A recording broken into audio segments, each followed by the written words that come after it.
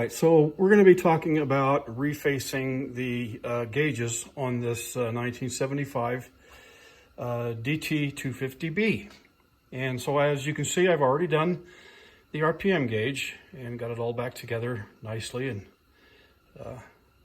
I believe that it will work just fine. So I'm going to switch on now to the speedometer. You'll notice that I have already removed the rubber protector ring. I used my heat gun and warmed it up a little bit, just enough to make sure that lifted off nice and easy. I'm also going to take this chance while it's exposed to clean the chrome and get it all nice and shiny again, and make sure everything's all lubed up inside there the way it should be. So the first thing I'm going to do to these when I redo these is I'm going to put this band of electrical tape around the rim here, close to where I'm going to be chiseling and opening up this little lip right here, so I can lift out the glass and this bezel the glass is attached to. The next thing I'm going to do, I've done that, I've got that electrical tape there. The next thing I'm going to do is I'm going to put this hose clamp on there, and I'm going to do that so that when I'm prying against the sides of the speedometer, I don't damage the body. And it seemed to work quite nice on the tachometer, so I'm going to do that same procedure here on this speedometer. And I'm going to be using these vinyl decals that I got on eBay. It's about 50 bucks. So you don't want to screw it up. You want to get it right the first time. And as you can see, it sure made a big difference on what it looks like. The tachometer looked very much like that as well. So my goal is to get them both looking decent and working. All right, well, I've got the hose clamp installed here, and I put the tape below the hose clamp to protect the chrome body on this, which I hope to polish up and make it look a little better. I don't believe that I'm going to be getting into the works, so I'm not going to be taking off the switch or the roll knob there. I'm going to leave that in and see if I can work around that. And all right, well, my next step is to start trying to peel away this little bezel edge right here. Tiny bits at a time, just tiny bits at a time. I'll probably go around this thing 6 or 8 times before it's all done, and it's loose enough to release that front bezel. You want to be very careful not to break your glass. I have broken glass on these before, and I just went to my local glass store, not on this one, but similar to this. I just went to my local glass store with the broken glass, and they were able to measure and cut and give me a replacement piece of tempered glass. So if you do break your glass, there's still an out. You can still fix that.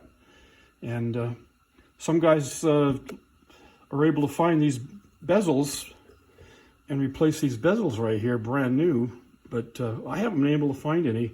And so I've been reusing these bezels and just getting them crimped down there to the best of my abilities. And I'll go back to that later when I get to the reinstallation portion and describe to you how I'm using these to very carefully repinch this closed. I've seen a few of them done this way. Also with these type of cutters, you know, and they get them in there and pinch them down, and trying to avoid any damage on that bezel that I'm going to be reusing. And if you do if you put a few scratches in it or whatever, don't panic, because your rubber ring will hide it all in the end. But if you're like me, I don't want to damage anything. All right, so I'm going to get on to the prying here, and we'll see how that transpires. All right, so I've been all the way around it with this smaller screwdriver now, just ever so gently bending that out of the way. And now that I've got it lifted enough that I can start to see the seam, I'm going to move to this larger screwdriver and really start giving it the touch up there. It doesn't do anything for the beauty of your bezel, but as I've said before, fortunately for me, I have this little rubber ring that will, in the end, hide all that. The trick is just getting it sealed up good when you're closing it up. We'll talk about that when I get to that point. Right now, I'm just still working on going around the seam here and getting this bezel opened up enough that I can lift that glass off. Okay, well, I've gone around it a couple times now and I've gotten it loose. The one thing you don't want to end up doing is trying to pry that bezel off the body of the speedometer. I've removed my hose clamp and she's going to come out. She's got a little rubber seal in there. Don't want to tear that up. You definitely want to keep that intact. So I'm just going to very carefully lift it away. As you can see, the work with the screwdrivers hasn't made the bezel beautiful, but again, that will seal up nicely, and I'll be able to hide that damage with the rubber ring. Okay, and on with the show. As with this whole project, every little step I take is very critical, and you don't want to damage anything, of course, so and take it slow. And one of the things I've got to do right now is to remove the needle. And believe me, that little guy is delicate. So I've seen guys where they've used little spoons, and they put two spoons together, end to end, and they get under there, and they lift it up that way, using that method, and it works. I've had good luck with this little, let me find it, here we go, a little fork tool, and I've gotten that in there, and got right behind it onto the shaft. Got that little fork tool in there.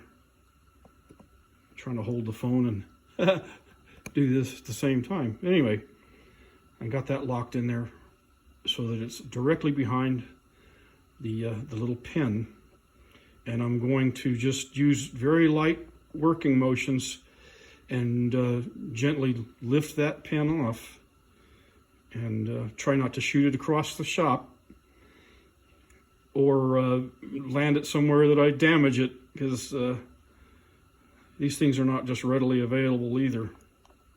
All right. So I'm going to set the phone down, and I'm going to try and pull that pin off, that dial off the stud, and I'll be back in a moment. So yeah, the little pin or dial, or whatever you want to call it, the clock's hand, for lack of a better word, came off pretty easily. I'm not sure if that little piece of brass on the back there is some sort of a locking mechanism or just a counterweight. I don't think it has anything to do with this being locked onto that tiny pin, but I'll just take care not to damage it. And like I said, I just used this little tool here and got behind it and just kind of worked it left and right, gently. Everything about this is gently, and pop that off there. So now I'm just going to remove those two little screws right there, and I'll be able to lift that face right off. Okay, well, I've got the face removed. Like I said, just those two little screws. The face came right out, and I've gotten in here and gave it a little blast with the air, compressed air, and just kind of cleaned out a little bit of dust that might have been in there. Otherwise, it's pretty clean. I will give those gears just a little daub of that clear grease, just so that it's I can at least say that I've tried to lubricate the thing.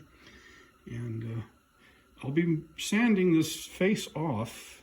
These faces are just a clear piece of, or translucent piece of green plastic, and the old facing there is stuck on there pretty good. But I just use this little kind of a light grit sandpaper on it, and remove the old markings and everything, and get it down to nice and smooth, so that nothing but the green is showing. And then I'll clean the surface with a little bit of steel wool, and in the end I will wipe it down with some denatured alcohol or something such that will not only clean it off really good, but it also provides a really dry surface when I'm getting ready to put the new decal on. And so right now I'm just going to get this sanded off, get it prepped, and we're almost ready to start going back the other way. When I replace the little screws, the little baby screws there, I will use just a little daub of thread locker, probably red, just so that I don't have anything rattling loose in the future. And with a little bit of lubrication and the thread locker and the new face, this speedometer should probably go for another 45 years or so. All right, so for the next step in this project, I have sanded off the face of the speedometer, got it nice and smooth, brought it down to a really clean surface, cleaned it up with some denatured alcohol, got it prepped, and you can see I've got a couple of little toothpicks that I've mounted here. These toothpicks are going to serve as alignment tools for me. I use this sticky clay that get from the arts and crafts store for mounting art projects to the wall or what have you. I don't know, a million reasons or uses for that stuff. But that's basically what I'm using. Just like clay, just sticky kind of stuff. And it will hold those toothpicks in place for me while I lower my decal onto it. I've already punctured the holes. And what I'm going to be doing next is removing the blue backing and using the mounting surface, the mounting layer of this decal, and line it up, set it down on there. And I'm going to use this little plastic razor blade as my bubble spudger. I work the air bubbles out, and got the trusty old heat gun ready to go in case I need to warm it up. I did a little bit with the tachometer that way, and it worked real well. Because this is a vinyl decal, and it will develop air bubbles. I don't care how careful you are. At least for me. Maybe you know a better way. Okay, so I'm going to get on with that portion, and I will get back in just a moment. All right, well, I've got the decal down on there pretty straight, and the alignment looks right. And I've used my little razor blade here, and I've pressed out as much air bubbles as I can. I don't see any visible now. Maybe a couple of little spots like that. Anyway, I'll use the heat gun and warm it up and see if I can push out any more. And once I get that done, I'll peel back that adhesive tape, the mounting tape there, and reveal the finished product. Okay, well, all things considered, it came out great. Got most of the little air bubbles out of it. Any that are left there are just practically undetectable. And I'm ready to take this and put it back into the gauge and start getting that mounted up, and show you how to recrimp that face bezel. But before I do all that, I'm going to clean that glass really thoroughly before I put it back together. Doesn't matter how airtight you seal that thing up, dust does find its way into those gauges either way. But like I said, I got it cleaned up to the point where I think that it'll go another 45 years. 45 miles, there. Go another 45 years, and very little dust buildup.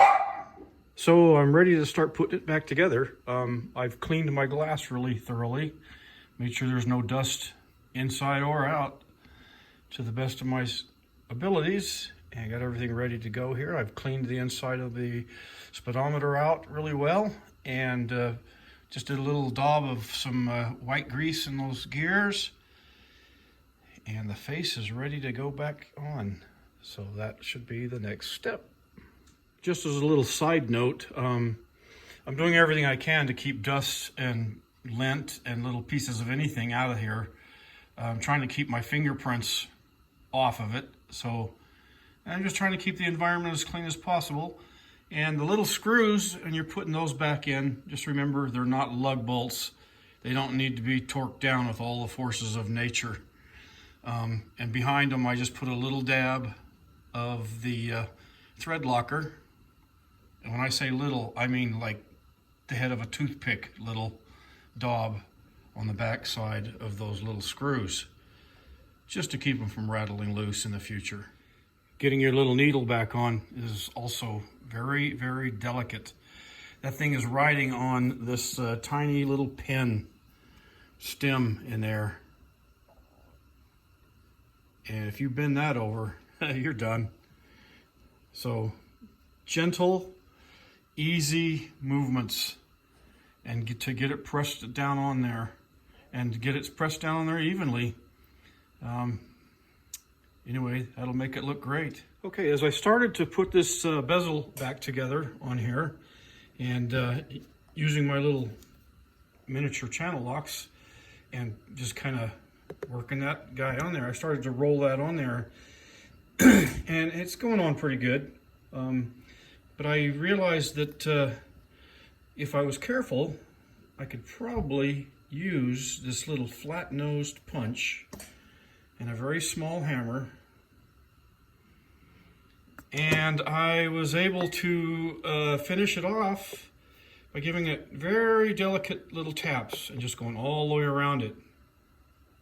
Went all the way around it like 2 or 3 times, and I've got that bezel on there pretty darn tight. I think I'm going to go back to the tachometer and make a pass on it as well, just to make sure that's locked down on there good and tight. These were never designed to be opened up and serviced, so you want to be as gentle with that bezel as you can. Try not to damage it too much or at all.